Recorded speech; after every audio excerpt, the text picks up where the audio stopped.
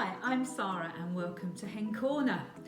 Now, I don't know if you're anything like me, but I do like to have a wide range of products in my store cupboard, and particularly at times like this, we do need to be resourceful, we need to be creative, and we need to see what things we've got lurking in the cupboard that can add to the ingredients that we've got in the fridge and fresh fruit and veg that we can find to try and make some great meals. And we need to be able to substitute some of the things that are required in recipes for other similar foods that we can get our hands on to make really good meals to feed our families and keep ourselves sane at the moment. So what we're going to talk about today is we're going to talk about how safe our food is and making sure that if we're eating food that we've had for a while, that actually it's safe for us to eat and we're not going to make anybody ill. So I've had a little route around and I found some fresh fruits and vegetables that I've got. I've had a look in the store cupboard and found some things, and I've also gone through the fridge and we're going to have a discussion. We're going to talk through each of the foods that I've chosen here that I've got to hand, and we're going to see whether they're safe to eat and when we need to eat them by, and a little chat about how we store things as well, because we need to make sure that we're not wasting food. Wasting food is really bad financially but also environmentally, and we want to make sure that we're not throwing away food that we can be eating and having a nice meal out of. So first of all, we're going to go for fresh fruits and vegetables. We've got some celery, we've got some parsnips, orange, got some fruit, some apple, kiwi fruit, and generally with fruit and vegetables, they're natural, they haven't been processed, and when they arrive we get ours in a fruit and veg box. There is no best before date, there is no use by date, and we need to do what people have been doing for thousands of years and just checking that it's good to eat. And we can do that by sight, we can do that by smell, by taste, by texture, and if it doesn't look right, if it's gone a bit soft, if it's gone a bit mouldy, then obviously we don't want to eat those bits. But if food is stored well, and I know for some food like celery, you want to keep it in the fridge, you want to make sure that it's sealed so it doesn't dry out. If it dries out, then it goes soft and floppy, but if you want it to stay nice and crunchy, then make sure that it's sealed so that the moisture can't evaporate from the vegetables. I've got here my parsnips are starting to sprout little bits, but I'm going to peel those off, that's no problem. With pineapple, sometimes pineapples arrive and they're a bit too hard, they're not quite ripe yet, but you can take that, and if you can pull out one of the stalks, sorry not the stalks, the leaves, which I'm having difficulty with, maybe this is still a bit hard, then you want to make sure that you're eating it when it's ripe, not too soon because it's going to be too hard and too sharp, and not too late because it's going to be a bit brown and fizzy and probably not the best thing to do. Other food, individual fruits like oranges and apples and kiwi fruits, you can see they start to dry out, they start to go a bit soft. This is where I've got a strict rule in my house: you eat the food in the order of freshness. So if something is starting to look like it's ready and it needs to be eaten now, eat it now. Please don't choose all the brand new bananas when we've got some that are going a bit brown. Bananas that are going a bit brown are actually much sweeter, and if they are a bit too soft for eating, they are great in cooking. You can stir them into porridge, you can pop them into the freezer and use them when you're ready to make banana bread. Please try and utilise your fresh fruit and vegetable, store it properly, and make sure you're eating it before it's past its best so you can enjoy it at its best. That's fruit and vegetables. Now we're going to store cupboard. Oil, herbs, box of falafel mix, tomatoes, tiller tomatoes, pasta sauce, olives. Now all of these dried goods, long life goods, things that you just keep in the cupboard, they should have just a best before date on it. And the best before date means eat it by this date and you'll eat it at its best. Normally a best before date is about a year, 2 years. I'm a food producer, and I know with the jams and chutneys that I make, I can decide what the best before date is. And the best before date just means it's best before this date. But you know, if you eat it the day after, often the week after, sometimes even the month after, it's still good. It's just not at its best. So for example, This jar of chocolate peanut butter, absolutely gorgeous. My friends make this in their kitchen in Wales and I buy it by the crate. They're really, really lovely stuff.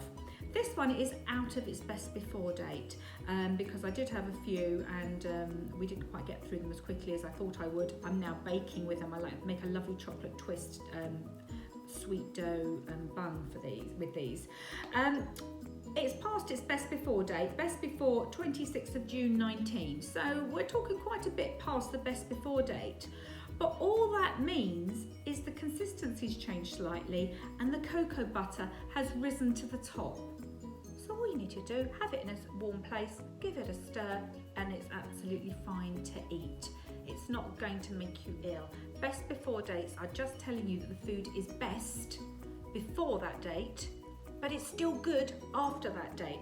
So tinned food, olives, jars, pasta, as long as you're storing it properly. So pasta, dried goods, pasta and rice needs to be kept dry. You don't have it sitting in a pool of water. That's gonna get wet and it will go mouldy. Bacteria needs moisture and it needs warmth and it needs oxygen to grow. If you are keeping it dry, bacteria cannot grow on it. So store it properly, either in the sealed bag it came in, or once it's opened, you can put it in a storage container that's sealed to keep it dry. And dry pasta lasts ages and ages and ages and ages. The best before date, if it's already set 2 years in advance, then 2 weeks after, 2 months after really aren't going to make that much difference. So that's store cupboard. So now we're going to go to the fridge. Now, I've just rooted through some of the things we've got. We've got some cream cheese, we've got some butter, we've got some grated cheese, we've got some mayonnaise, and we've got some milk. Now, these are the things we keep in the fridge. The instructions on the packets, they keep them in the fridge. For things like mayonnaise and ketchup, they're fine in the cupboard until you open them, then you keep them in the fridge. And you might think that things that keep in the fridge need to be used really, really quickly. Again, check the dates. And what we want to talk about is the difference between a best before date and a use by date. So the best before dates, as we've said, for for dry storage and long life stuff that you keep at an ambient temperature in a cupboard, best before date, if they are sealed, and again they say if opened, keep in the fridge, then these last a long, long time. The use by date is the really important one. So out of the cheese, the butter, the cream cheese, the mayonnaise, these things that are kept in the fridge, which of these will make you ill? Well, the only one that's actually got a use by date on is the milk. It's got a use by date and it's normally a week to 10 days after you bought it, and it says use it by then or it will start to go sour, it will start to go off. Unfortunately with milk you can tell when it's starting to go sour and starting to go off. But a top tip, if you've got food in the fridge that's got a use by date on it, be that milk, be that meat, because it's milk and meat that are normally the things that we need to watch out for. Meat's really important to eat within its use by date. If you're not going to use it by the use by date, put it in the freezer. Put it in the freezer. Particularly with meat, you can portion it into smaller portions. So if you bought a pack of 4 chicken breasts or something, package them up individually, seal them in little plastic bags or little containers, Tupperware containers, put them in the fridge, and then you can bring them out when you want. Let them defrost in the fridge overnight so it's at the right temperature for you to start cooking with when you're ready. But if it's in the fridge and you think, oh, I don't think we're going to eat it by the use by date, don't risk it, don't leave it in the fridge. Get it into the freezer and then you know that it's there. It's on pause when it's in the freezer and you know that you can get it out when you need it for a meal. And if you plan your meals ahead and you think, okay, I'm going to have that tomorrow night, I'm going to have that the night after, then you know when you need to take stuff out of the freezer. You know what food you've got in the store cupboards and you can make yourself a great meal and you're not going to be wasting food or throwing food away. Another tip, if you have frozen fresh meat, those chicken breasts I was talking about earlier, and you've defrosted them and you've cooked yourself a nice chicken casserole and you've used some of the tinned vegetables that you've got in the cupboard, or maybe some of your fresh vegetables that are getting a little bit sad, but by the time you've peeled them and chopped them and put them in a casserole, then they're fine. You can make that chicken casserole. You can eat what you want when it's ready. And if you've got some left, you can put it back in the freezer again. But you can't have fresh meat, frozen, defrosted, frozen. And that's all because of the temperature change between fridge and freezer and room temperature, and taking food past the danger zone. So food that needs to be refrigerated to stop bacteria growing, things like fresh meat and things like milk, they need to be kept below 5 degrees. Your fridge should always be kept below 5 degrees. But these are top tips that you've got for storing food properly. I'm going to put a link down I'm going to put a link on the screen now, and I'm going to put a link down in the description box where you can go to the government website and you can check out a bit more about best before dates and use by dates. And just remember that best before dates, food is best if you use it before then, but it's still good after.